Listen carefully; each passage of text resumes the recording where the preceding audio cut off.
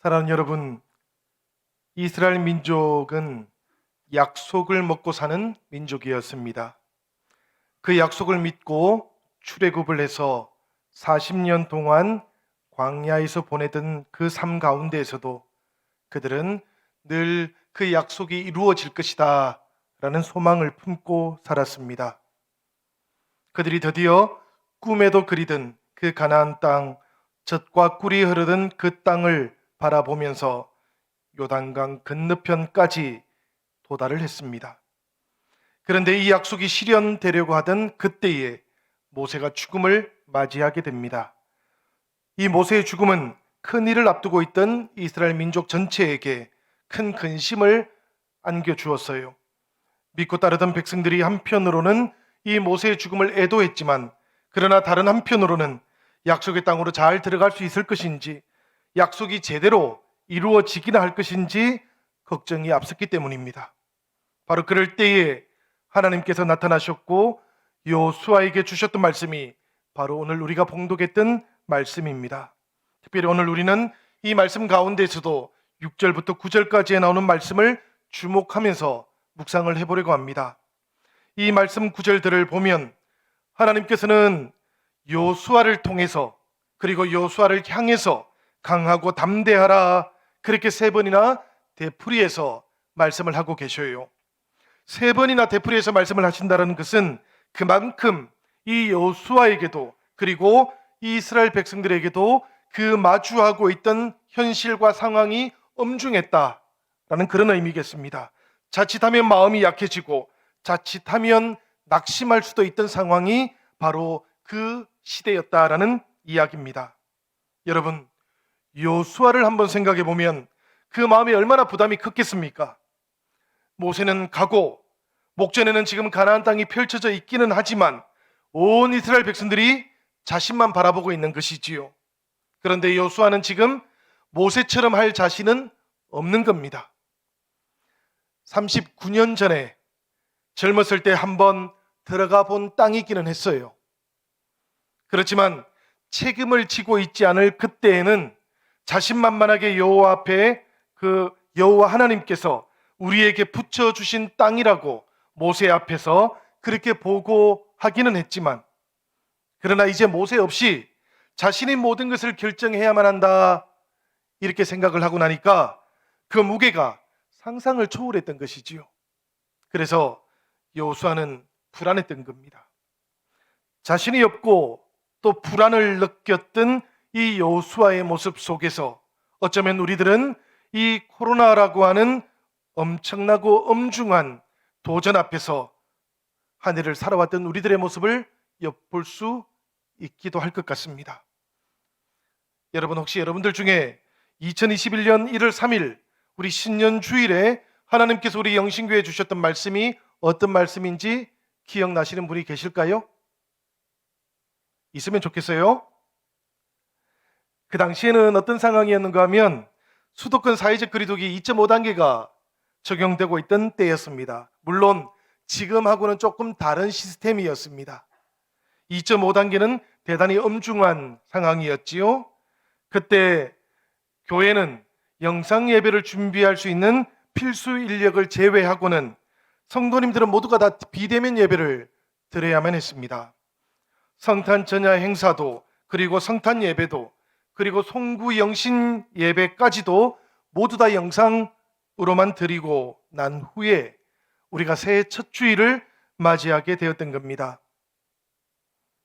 하나님께서는 그 엄중했던 때에 바로 오늘 우리가 읽었던 이 본문의 말씀을 통해서 영신 성도들이 약해질 수 있는 마음에 맞서서 용감하고 굳세게 새해를 맞이하라고 그렇게 우리에게 이 말씀을 주셨습니다.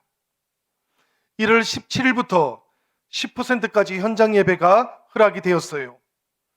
대면 예배와 비대면 예배가 함께 드려질 수 있게 되었을 그때에 얼마나 마음이 찡했는지 모릅니다. 텅 비어있던 이곳에 성도님들이 조금씩 찾아와서 함께 찬송을 하고 함께 기도를 할 때 아마도 여러분들께서도 이곳에 계셨거나 혹은 가정에서 예배를 드리면서 조금씩 더 예배가 회복되어져 갈 것이다라는 그런 기대를 가지셨을 겁니다. 2월 15일부터는 거리두기 2단계로 조정이 되었습니다. 150명까지 모여서 예배를 드릴 수 있게 되었을 때에 교회는 조금씩 생기를 되찾기 시작을 했습니다. 4월 4일에 우리가 부활주일 예배를 드렸습니다. 그때 교회는 부활주일을 맞이하면서 이 코로나 기간 중에도 성찬식을 함께 가졌습니다. 그 성찬을 통해서 흩어져 있던 성도들이 그리스도의 몸으로 연합되어진다라는 그 감격을 우리가 체험하는 동시에 주의 성찬에 초대받지 못했던 비대면 예배를 드리고 있던 형제자매들을 생각하면서 한편으로는 마음이 몹시 아프기도 했습니다. 사실 어떤 상황도 어떤 조건도 주님의 성찬 속에서 이루어지고 있는 그리스도의 사랑으로부터 우리를 끊을 수 없기 때문에 더더욱 그런 현실들이 마음이 아팠던 것이지요. 2월부터 5월까지 아니네요. 2월부터 7월까지네요. 우리가 5개월 가까이 우리들 모두는 그때 이후로 길고 지루한 싸움을 하기도 했습니다. 조금씩 나아지지 않을까 하는 기대를 가지고 2주간씩 우리가 그렇게 마음을 모으고 또 모으고 그렇게 시간을 보내었는데요. 안타깝게도 7월 11일부터는 다시 거리두기 4단계가 적용되고 말았습니다. 예배 필수 인력 외에는 다시 영상 예배만 드려야 됐던 그런 상황을 우리가 맞이하게 되었는데요. 그때 우리들은 모두가 다 큰 용기가 필요했습니다. 그리고 한 달간의 조정 기간을 거치고 8월 9일부터 99명까지 다시 대면 예배를 드릴 수 있게 되었고요. 그리고 난 다음에 10월 19일부터는 다시 160명까지, 그리고 지난주 11월 첫 주일부터는 우리가 일상회복 1단계를 맞이하게 되었어요. 하나님께서는 우리가 살아가게 될 2021년 이 한 해가 위기와 고난의 때가 될 것이다 라는 것을 미리 아셨고, 그래서 여호수아처럼 우리들 모두에게도 용감하고 굳세라라고 미리 명령하셨고 당부하셨던 것이다 라고 생각이 되었습니다. 때때로 우리들 모두는 이 하나님의 말씀을 붙잡고 때로는 굳세게, 그리고 또 때로는 용감하게 마음을 지켜오셨습니다. 우리 사랑하는 영신 성도들 모두가 다 참으로 그 하나님 앞에서 마음을 지키기 위해서 애쓰고 수고했습니다. 그 애쓰고 수고했던 그 모든 노력들이 참으로 존경스럽고 또 자랑스럽기도 합니다. 사랑하는 여러분, 하나님과 함께 용감하고 굳세게 이 한 해를 지켜오신 여러분들 모두의 삶 가운데 하나님의 은혜가 더욱더 풍성하게 임하시기를 축복합니다. 신년 주일, 저는 이 말씀으로 설교를 준비하면서 대강절이 시작되기 전 이 한 해를 마무리할 때 다시 이 말씀으로 설교할 것이다 라고 계획을 세워놓았습니다. 용감하고 굳세기를 당부하셨던 그 하나님의 은혜를 돌아보고 싶었기 때문입니다. 다음 주일이 추수감사주일이라서 한 주를 앞당겨서 오늘 다시 한번 이 말씀을 함께 묵상하면서 하나님께서 우리와 동행하셨던 그 은혜를 되새겨보는 시간을 가지고 싶습니다. 특별히 저는 이 말씀을 다시 한번 묵상해 보면서 여호수아의 그 마음에 우리의 마음을 겹쳐 보아야 된다라고 그렇게 생각을 했습니다. 여호수아가 성경 속에 나오는 어떤 인물이 아니라 바로 위기와 도전의 때를 맞이하고 있는 우리들의 모습을 담고 있는 한 인물이다라고 생각을 하면서 이 말씀을 읽으면 하나님께서 우리에게 주시는 말씀의 의미가 더욱더 생생하게 다가올 것 같았기 때문입니다. 그래서 저도 이 여호수아의 마음에 저의 마음을 겹쳐서 이 말씀을 묵상해 보았습니다. 모세처럼 할 자신이 없고 모세 없이 혼자 결정해야 하는 그 때를 맞이했던 그 여호수아에게 가장 필요했던 것이 무엇이었을까 다시 한번 물어보게 되었어요. 용감하라고 굳세라고 말씀하셨던 하나님의 그 명령이 필요했던 것일까? 그렇게 생각해 보니 사실은 명령이 아니라 여호수아에게 가장 필요했던 것은 하나님의 격려였던 것 같습니다. 다시 용기를 가지고 이스라엘 민족을 약속의 땅으로 인도해 갈 수 있도록 하나님께서는 여호수아를 격려하고 계셨다라는 것, 이것을 여호수아의 마음이 되어서 이 말씀을 생각해 보니 격려하시는 하나님, 하나님의 그 격려가 또렷하게 말씀 속에서 나타나 보였습니다. 하나님께서는 자신이 없고 불안했던 이 여호수아의 마음을 너무나 잘 알고 계셨던 것이지요. 이해도 하고 계셨던 것이지요.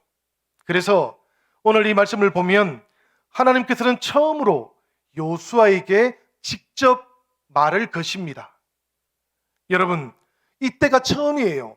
하나님께서 여호수아에게 말을 걸고 있는 장면입니다. 그 전까지는 하나님께서는 모세하고만 대화를 하셨어요.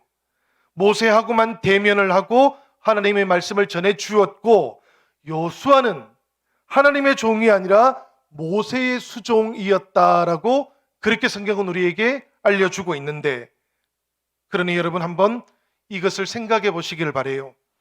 모세가 세상을 떠났다라는 것, 이것은 여호수아에게 그리고 이스라엘 백성들에게 어떤 의미를 가지는 것이겠습니까? 하나님하고의 유일한 대화의 창구가 사라져버렸다라는 이런 의미를 가지고 있는 것이지요. 이스라엘 백성들뿐만 아니라 이 여호수아에게도 하나님의 뜻을 알 수 있는 그 대화의 창구가 사라져버렸다, 이런 의미를 가지는 겁니다. 직접 하나님의 말씀을 들어본 적이 없었던 여호수아, 그 여호수아의 입장에서는 모세처럼 하나님께서 자신에게 말씀을 직접 하신 적도 없으셨기 때문에 모세처럼 할 자신이 없었던 거예요. 하나님의 뜻을 분별할 수도 없으니 당연히 그 마음의 불안이 찾아오는 것도 이해가 될 법하지 않습니까? 그런데 하나님께서 지금 여호수아에게 말을 걸어오셨던 겁니다. 저는 이 장면을 생각하면서 이것만으로도 여호수아에게는 엄청난 격려가 되었겠다라고 그런 생각이 찾아왔습니다. 하나님의 음성을 듣게 된 것 아닙니까? 하나님께서 이 여호수아에게 직접 찾아와서 말을 걸어준 것 아닙니까? 하나님께서 여호수아를 이제 너를 내가 사용하겠다, 너를 대화의 창구로 내가 사용하고 이용하겠다, 이렇게 말씀하시는 것이니까 그것이 가장 큰 염려였고 불안의 원천이었는데 하나님께서 그 불안의 원천을 싹 제거를 시켜주셨던 것이지요. 하나님께서 여호수아를 찾아오셔서 말씀하셨던 이 구절을 여러분 오늘 집에 가시거든 다시 한번 꼭 읽어보시기를 바라요. 특별히 2절부터 9절까지의 말씀을 잘 읽어보시기를 바랍니다. 그리고 그 말씀들 속에서 가장 많이 반복되고 또 등장하는 단어가 무엇인지를 한번 발견해 보시기를 바랍니다. 여러분들은 쉽게 발견할 거예요. 왜냐하면 이 2절부터 9절까지의 말씀 속에서는 하나님께서 여호수아에게 말씀하실 때 내가 라는 말을 무려 7번이나 사용하고 계시기 때문입니다. 하나님께서 여호수아에게 네가 성공할 거야, 네가 이 미션 반드시 달성할 거야, 여기에 강조를 하고 있는 것이 아니고 이 모든 일을 내가 할 거야 라고 여호수아에게 알려주고 있다는 이야기입니다. 하나님께서 처음으로 여호수아를 만나서 너를 이용할 거야, 사용할 거야 라고 말할 때 내가 그렇게 할 거야 라고 하나님을 여호수아에게 나타내 보여주고 계신다는 이야기예요. 온갖 어려운 상황, 온갖 도전들 때문에 걱정하고 근심하고 있던 여호수아였는데요, 그 모든 상황을 초월해서 역사하고 계시는 하나님을 먼저 보여주신다는 이야기입니다. 여러분, 신앙이라는 건 이런 것이지요. 하나님을 만나는 겁니다. 우리의 신앙생활이라고 하는 것은 무슨 과제들을 하나씩 하나씩 풀어가는 그런 과정이 아니에요. 수많은 과제가 있고 또 수많은 도전들이 있다고 할지라도 그 안에서 하나님을 만나면 되는 겁니다. 하나님을 만나면 해결이 될 것이고 하나님을 만나면 뜻을 발견하게 되는 겁니다. 일이 이루어지지 않아도 되는 거예요. 일은 이루어졌는데 하나님은 만나지 못한다면 그런 일은 교회는 하지 말아야 되는 겁니다. 어떤 경우에도 하나님을 만나는 것, 이것이 가장 중요하기 때문에 하나님께서는 여호수아에게 하나님을 먼저 나타내 보여주시는 거예요. 그 수많은 일들의 주인이 하나님이시다라는 것도 알려주고 계시는 것이지요. 모세와 자신을 비교해서 두려워하거나 의기소침하지 말고 모세가 가지고 있었던 그 믿음의 원천, 모세가 가지고 있었던 그 능력의 근원이 되시는 하나님을 만나면, 하나님을 바라보면 여호수아도 모세처럼 할 수 있게 될 것이다 라고 하나님은 그렇게 격려해주고 계셨던 것입니다. 사랑하는 여러분, 우리 5절의 말씀 다시 한번 다 같이 읽어볼까요? 이 말씀을 우리가 읽어보도록 하겠습니다. 내 평생에 너를 능히 대적할 자가 없으리니 내가 모세와 함께 있었던 것 같이 너와 함께 있을 것임이니라.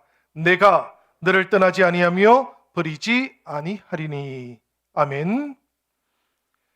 이 말씀을 보면 여러분, 여호수아를 격려하고 계시는 하나님의 모습이 가장 분명하고 또렷하게 등장하고 있지요. 이 말씀 속에는 세 가지 격려의 내용이 나옵니다. 첫 번째는 너는 능히 대적할 자가 없을 것이다.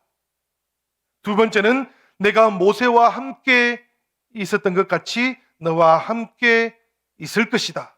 그리고 세 번째는 내가 너를 떠나지 아니하고 버리지 아니하겠다라고 그렇게 격려해요. 이 세 가지 격려 가운데 여러분들은 어떤 말씀으로부터 가장 위로를 받고 용기를 얻으시겠습니까? 여호수아의 마음에 제 마음을 겹쳐서 제가 한번 생각을 해보니까 아마도 여호수아는 모세와 함께 있었던 것 같이 너와 함께 있을 것이다 라는 이 격려에서 가장 큰 위로와 용기를 받지 않았을까, 그런 생각이 들었습니다. 왜냐하면 여호수아가 가지고 있던 그 마음의 고민, 그 마음의 부담을 하나님께서 정확하게 짚어주셨고 해결책도 제시해 주셨기 때문이에요. 여호수아는 지금 모세의 후계자로서 부담을 가지고 있는 겁니다. 갈등을 가지고 있는 겁니다.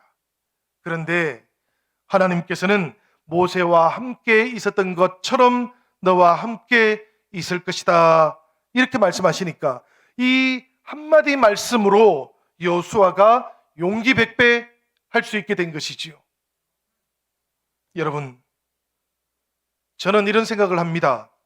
우리가 하나님을 믿으면서 가능하면 하나님 앞에서 변덕을 좀 부리지 않는 것이 좋겠다. 왜냐하면 변덕을 부린다라는 것은 이런 것이거든요. 믿으면서 의심하는 겁니다. 부활하신 주님을 만나기 전까지 예수님의 제자들을 묘사할 때 종종 복음서는 그들은 믿으면서 의심하였다라고 그렇게 표현해요. 변덕을 부리지 않는 것, 이게 참 중요한 신앙의 덕목인데, 그런데 문제는 때때로 하나님의 뜻을 우리가 다 알기 어려울 때가 있다는 것이지요. 일이 답답하게만 꼬여가는 그런 경우들도 만날 수밖에 없다라는 겁니다. 그럴 때가 되면 어쩔 수 없이 우리들은, 그리고 저도 하늘을 바라보고 기도합니다. 그러나 저는 기도할 때 하나님께 답을 달라고 기도하지는 않습니다. 하나님의 때를 알지 못하고 하나님의 뜻을 다 깨닫지는 못하지만, 그러나 하나님의 격려하심을 보여주십시오라고 기도합니다. 답은 알지 못해도 하나님의 시간이 이를 때까지 마음을 지키고 싶고 신뢰하고 싶기 때문입니다. 그래서 하나님께서 저를 격려하고 계시다는 그 말씀 좀 보여주세요, 발견할 수 있도록 해주십시오라고 저는 종종 기도를 합니다.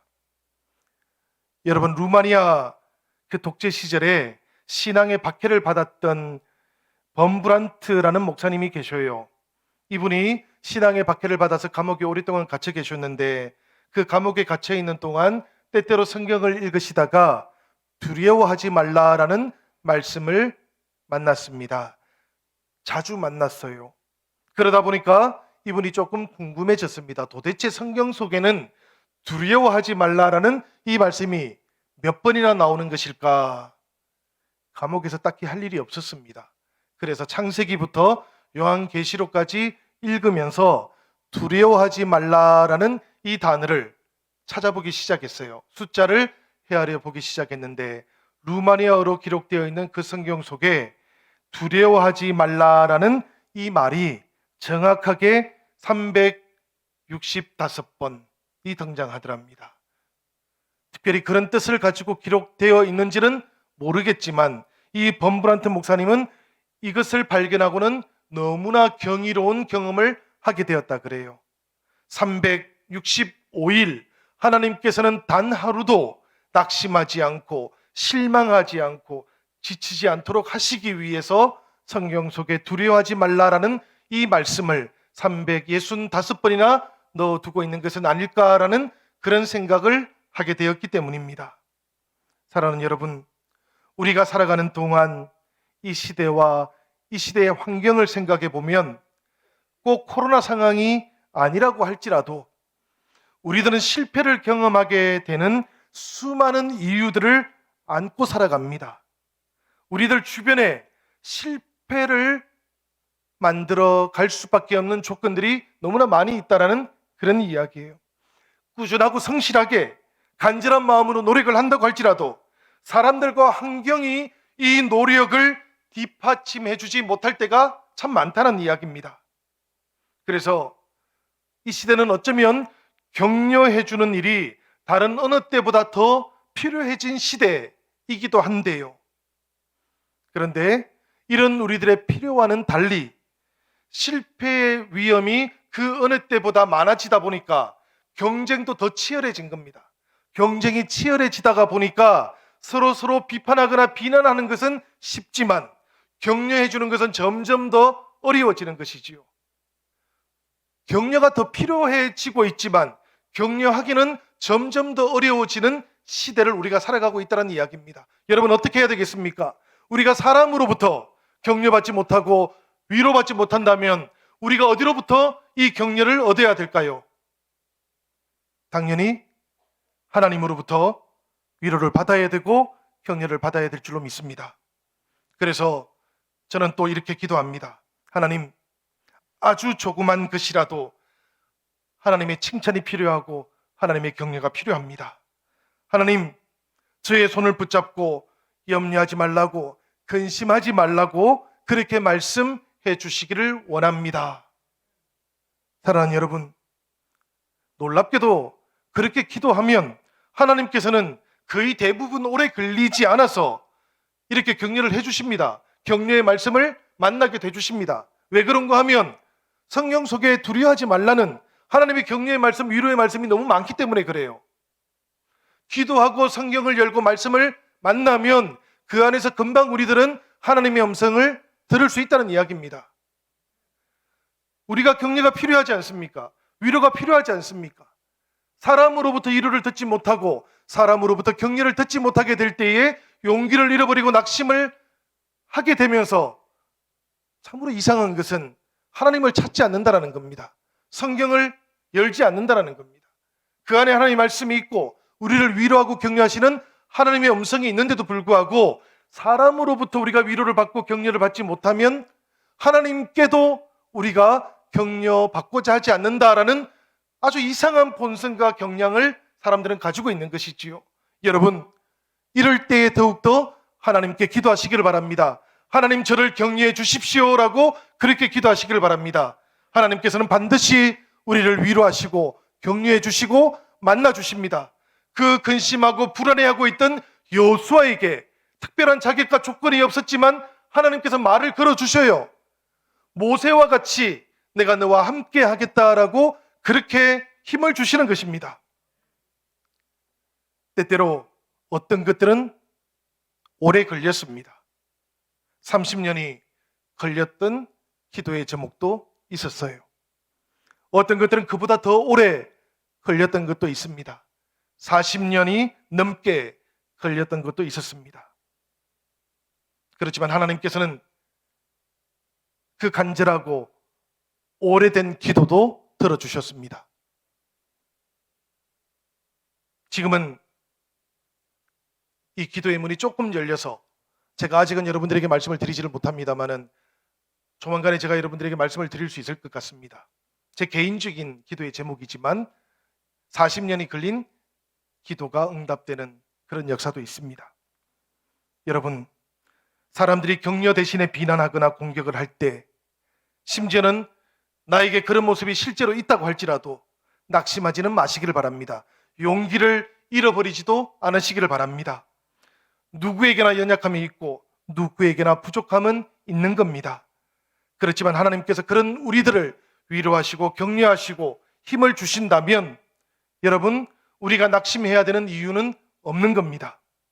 하나님께서 우리를 바라보시고 내가 너를 사랑하고 있단다, 내가 너를 하나님의 나라를 위한 도구로 사용할 거란다 라고 이렇게만 말씀해 주신다면 우리들 모두는 충분한 겁니다. 하나님께 귀하게 여겨지는 자녀들인 겁니다. 여러분, 이것이면 되는 것 아닙니까?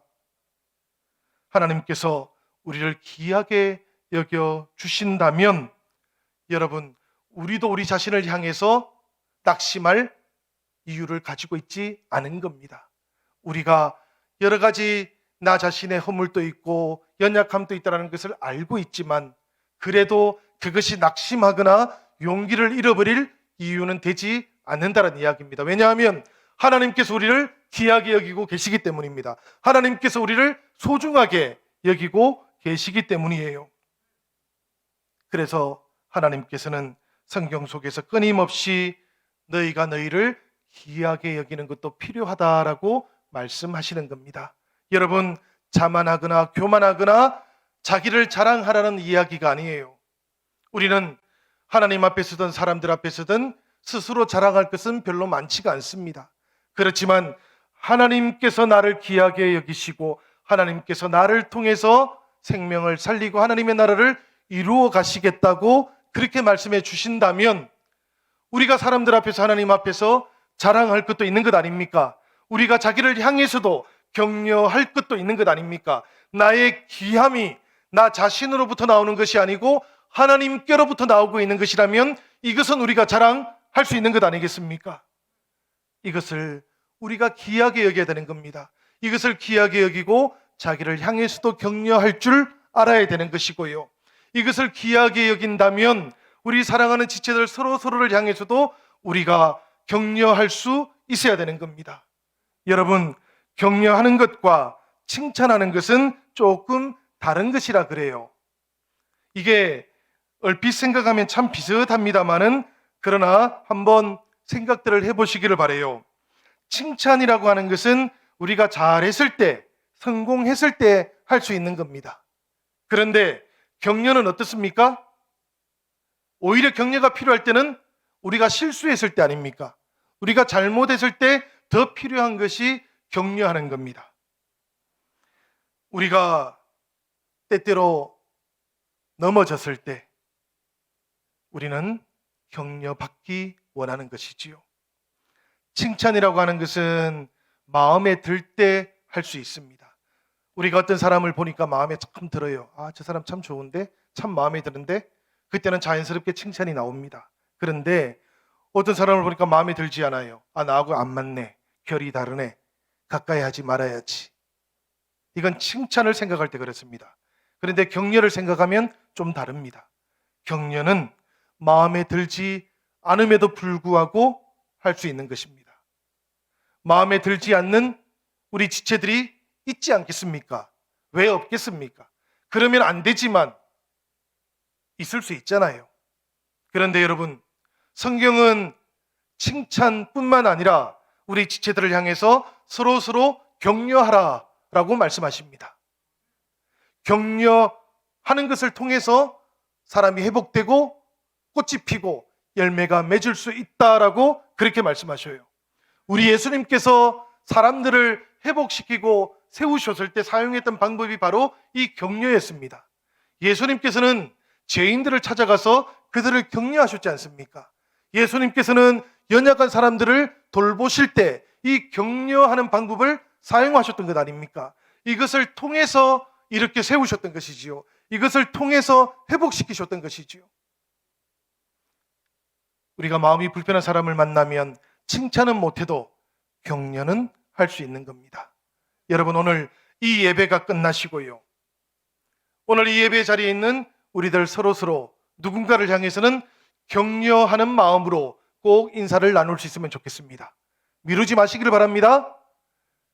격려하는 그 한마디를 통해서 용기를 얻고 회복되고 하나님의 격려하시는 음성을 듣는 역사가 나타날 줄로 믿습니다. 여러분, 오늘 집에 가시면 여러분들의 가족들에게 격려하는 말씀을 꼭 전하시기를 바랍니다. 자녀들에게 격려하는 말씀을 꼭 해주실 수 있기를 바랍니다. 자녀들은 부모님에게, 아빠에게, 엄마에게 격려하는 말씀들을 꼭 해주시기를 바랍니다. 남편에게도 꼭 해주시기를 바라요. 미워도 해주시기를 바랍니다. 아내에게도 꼭 해주셔야 되지 않겠습니까, 여러분? 이 격려의 말 한마디를 통해서 하나님께서는 우리들을 향해 위로하시고 회복시키시고 일으켜 세우고자 하시는 줄로 믿습니다. 이 코로나의 때를 지나가는 동안 사랑하는 여러분, 우리가 조심스럽게 단계적 회복의 길을 걸어갑니다. 이 단계적인 회복에는 방역 지침만 들어있는 건 아니에요. 코로나의 기간 동안 우리가 사회적 거리두기만 한 것이 아니라 우리들 각자가 마음으로부터도 조금씩 멀어져 있었던 그런 거리두기도 있었던 것 아닙니까? 그렇다면 단계적인 회복에는 당연히 우리의 마음이 회복되어지고 우리가 치유되고 회복되고 격려받는 이 단계적 회복도 꼭 필요한 겁니다. 성도들 사이에도 물리적인 거리뿐만 아니라 관계적인 거리도 있었을 겁니다. 그래서 더욱더 우리가 격려해야 하는 것이고 하나님의 이 격려하는 마음을 전달할 수 있어야 되는 것이지요. 사랑하는 여러분, 오늘 이 말씀을 통해서 우리 한 가지만 분명하게 확인을 하십시다. 우리에게는 최고의 격려자가 계십니다. 우리의 모든 상황과 형편에도 불구하고 점점 더 격려하기는 어렵고 비난하거나 비판하는 것은 쉬워지는 이 시대에 아주 분명하게 우리를 격려하시고 용기를 주시는 그분이 계십니다. 하나님께서 날마다 우리와 함께 하시면서 위로하시고 동행하시고 우리 주 예수 그리스도께서 우리를 회복시키시고 격려하시면서 열매 맺도록 해가신다라는 이것을 기억하시면 좋겠습니다. 성령께서 보혜사로 우리들 가운데 오셔서 우리를 위로하시고 격려하십니다. 파라클레토스는 격려하시는 분이시다라는 것을 꼭 기억하시길 바랍니다.